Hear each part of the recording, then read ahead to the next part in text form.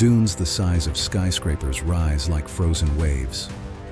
A lone oryx moves across the desert floor, its shadow stretching across sand untouched by time. The sun ignites the Namib into a molten horizon, a landscape that feels less like Earth and more like another planet. In the far southwest corner of Africa, there exists a place where silence has a voice, where dunes older than human memory breathe with the wind, and where survival is not guaranteed, but earned. This is Namibia, a country of impossible contrasts, where the world's oldest desert meets one of its youngest nations, and where landscapes across millions of years have shaped a culture built on endurance, wisdom, and wonder. Today, in just 15 minutes, you'll walk across burning orange dunes, descend into canyons older than the continents themselves, stand among ghostly salt pans, and meet the people who have called this harsh beauty home for thousands of years. Welcome to Africa's most surreal landscapes. Welcome to Namibia. The story of Namibia begins long before humans. With a desert so ancient, geologists believe it has existed for at least 55 million years. The Namib Desert stretches endlessly along the Atlantic coast, sculpted by winds that have blown in the same direction since long before our species existed. Unlike younger deserts, which constantly rise, collapse, and rebuild, the Namib moves with deliberate patience. The dunes shift so slowly it can take a human lifetime for one ridge to migrate a single meter. Time behaves differently here. The Dutch once called this region the land God made in anger. But for those who live here, it is a land of fierce beauty, a teacher, a protector, a test. To survive here is to understand patience, respect, and humility. Long before borders, before Germany, before colonial scars, there were the San, one of humanity's oldest continuous cultures.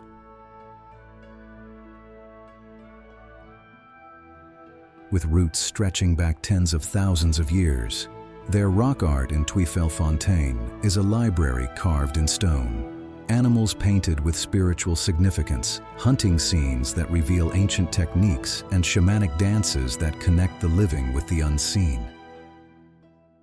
These paintings were not simply decoration, they were survival manuals, spiritual rituals, community memory, and warnings about a world where every decision mattered. To sit inside a sand shelter, where ochre dust still lingers in the cracks of stone, is to feel time collapse. You hear the whispers of those who came before. You see the world through eyes that understood the land more intimately than any modern map could capture. Travel north and the landscape shifts sharply into Damaraland, a realm of volcanic rock, echoing gorges and mountains shaped by fire. Here, sudden storms carve new paths through riverbeds that are dry most of the year. The petrified forest stands frozen in time, its trees turn to stone through a process older than the dinosaurs. They lie scattered on the desert floor, untouched, protected, telling a story of a world that once existed, forests that thrived here long before deserts claimed the land.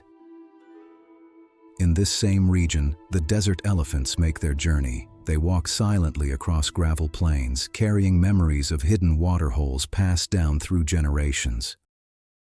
Their feet barely disturb the sand, their enormous bodies moving with the grace of shadows. They are symbols of endurance, a species shaped not by comfort, but by challenge. Then comes the Skeleton Coast, a place where the desert meets the sea in a violent embrace. Waves crash against the shore with a ferocity that once terrified sailors. Fog rolls in so thick and cold it can swallow ships whole. Many vessels that tried to navigate this coastline never returned. Their broken remains still lie rusting on the sand. Each one a story of hope turned to despair. And yet the Skeleton Coast is overflowing with life. Tens of thousands of seals gather on black rocks, their calls echoing through the mist. Jackals hunt between dunes. Brown hyenas prowl the shore at night. Even the plants here, like the welwitschia, defy logic. It grows only 2 leaves and keeps them for centuries. Some individuals living today sprouted before European explorers ever saw Africa.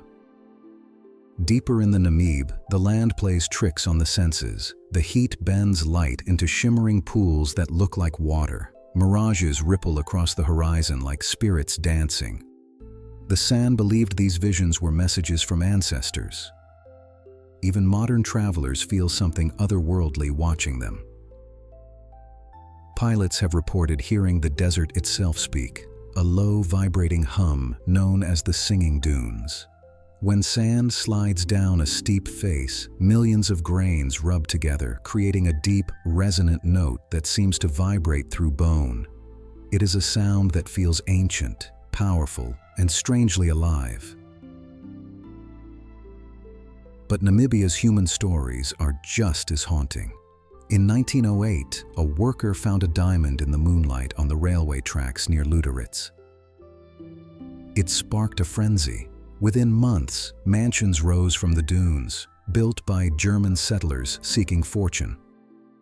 Kolmanskap became a desert oasis with casinos, luxury hospitals, ice factories, and ballrooms filled with laughter. But when richer diamonds were found elsewhere, the town emptied overnight. The desert moved in, swallowing living rooms, hallways, ballrooms, room by room, grain by grain.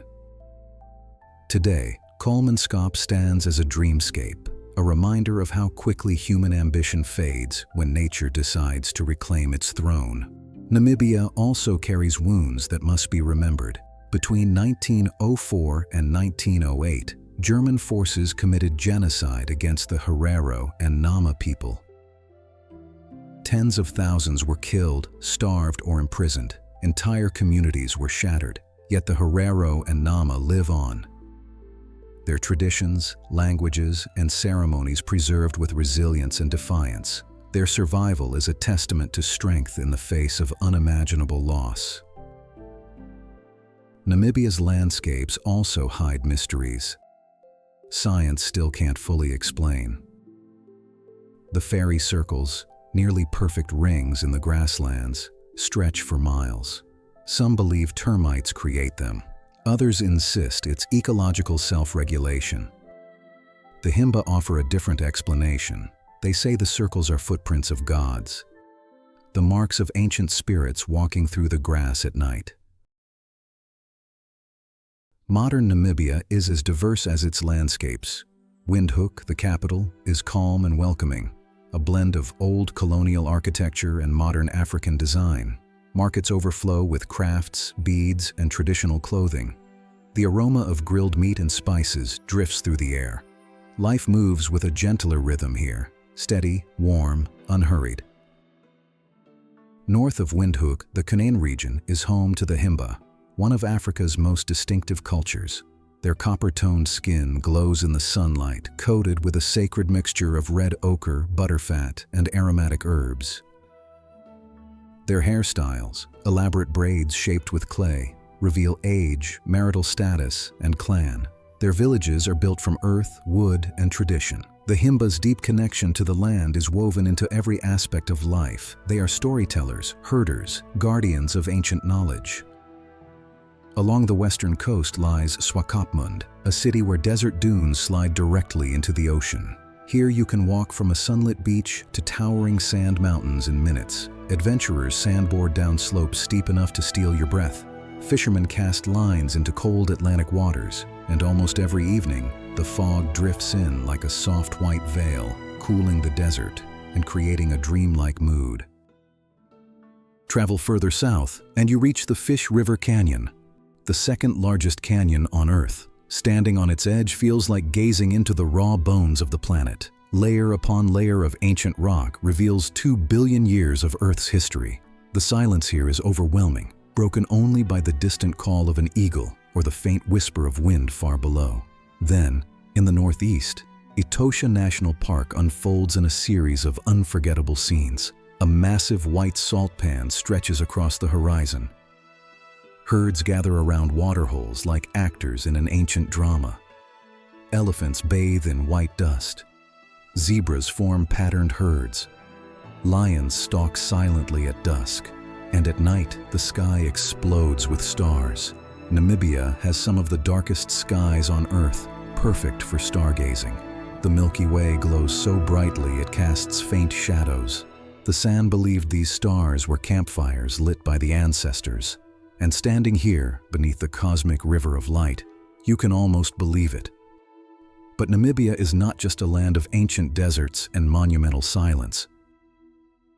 It is also a country of voices, languages, and identities shaped by centuries of movement and memory. The Oshiwambo communities in the north live in homesteads arranged in circular patterns, where pearl millet fields sway in the wind and children chase goats at dusk. Life here follows the rhythm of seasons. Families gather under marula trees. Women pound grain in wooden mortars as laughter drifts through the warm evening air. Further south live the Nama, storytellers and poets whose harmonized singing, known as Nama Stap, echoes across the desert like ancient prayers. Their language, rich in musical click consonants, sounds like it contains entire histories inside each sentence. To the east lies the Kalahari, a mosaic of thorn trees, golden grass, and red earth. Here, San communities still track animals with supernatural precision. A bent blade of grass, a faint footprint, a single displaced stone. To them, the land is not empty, it is alive and speaking. And then there is the Caprivi Strip, Namibia's unexpected green kingdom. Water flows here in wide rivers. Hippos surface at dusk. Elephants wander between wetlands. Palm trees ripple in the wind. It feels like another country entirely, a reminder that Namibia contains multitudes. South of here, the quiver tree forests rise from the desert like sculptures, their forked branches glowing gold at sunset. At night, they become silhouettes against a sky overflowing with stars. This region is sacred to astronomers, photographers, and dreamers alike. Then there are the wild desert horses of the Namib, elegant, mysterious, surviving against all odds. Some believe they descend from cavalry mounts abandoned during World War I. Others think they escaped farms long ago. Whatever their origin, they now move across the desert like phantoms, symbols of freedom and resilience. Even Namibia's coastal towns like Luderitz blend cultures in surreal ways. Brightly colored houses stand against sharp Atlantic winds. Pelicans glide over fishing boats. Waves crash against black volcanic rocks. It feels like a forgotten European outpost infused with African soul. And so, the more you travel across Namibia, the deeper the country sinks into you. It is not a place you rush through. It is a place that slows you down, intentionally. The silence teaches patience. The landscapes teach perspective. The people teach resilience. The wildlife teaches humility. And the night sky teaches wonder. For many travelers, Namibia becomes the journey that changes them, a reminder that the world is far larger, stranger, and more magnificent than they imagined. It is a land where time stretches and deepens, where worries dissolve into the horizon, and where every road invites discovery. And Namibia reveals its greatest truth, that beauty is not always gentle. Sometimes it is harsh, raw, and humbling. Sometimes it is carved by wind and fire. Sometimes it challenges you before it welcomes you. But when it finally opens its heart, it offers something unforgettable, a sense of connection to the earth in its oldest, purest form. This is Namibia, ancient, mysterious, alive, a country shaped by silence, sculpted by time, and strengthened by the people who call it home. And now it is calling you to see, to feel, to remember, and to return.